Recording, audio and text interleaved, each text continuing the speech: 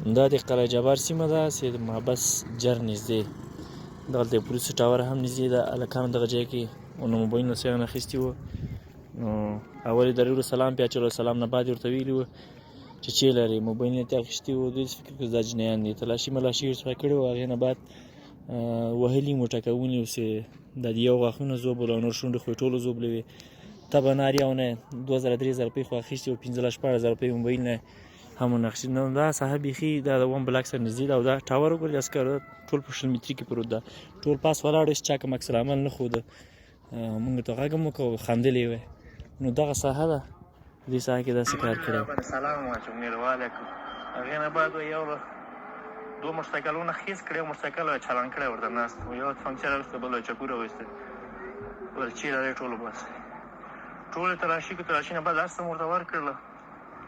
او دا دوه کسان چې یو فارسي زبان یو پښتون نو ویل چې وهی خو یې پاسته کړو. هغې نه بعد په موټرسایکل یو خو تیار چالان کړی، همداسې په سپاره سره روان. له خلکو نه مې پوښتنه وکړه، د 5 د پیدا کار څه دغه چا ته ابای دي، وایي دغلته غلي ناست یو ناڅاپه راووځي.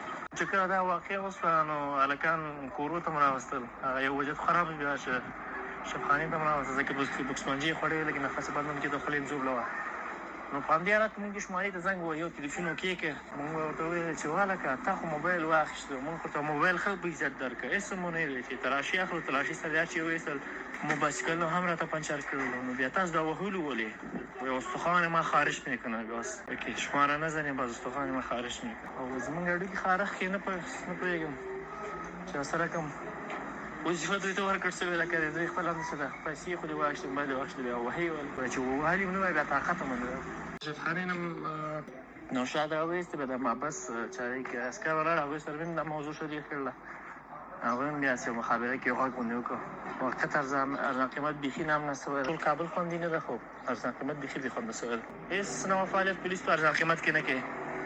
احمدشاه بابا مینه ډېره نامه ده، خوندور ځای نه ده. داسې یعنې اوس دومره نه شو کولی چې خپل هلکان په جرات درس ته ولېږو. دا هلکان یې چې کورس نه را روان وو، په امیر کورس کې دي ټول. بس مازدیګر نور روان وې کور ته، نو ماښامنۍ و همدا ټایم.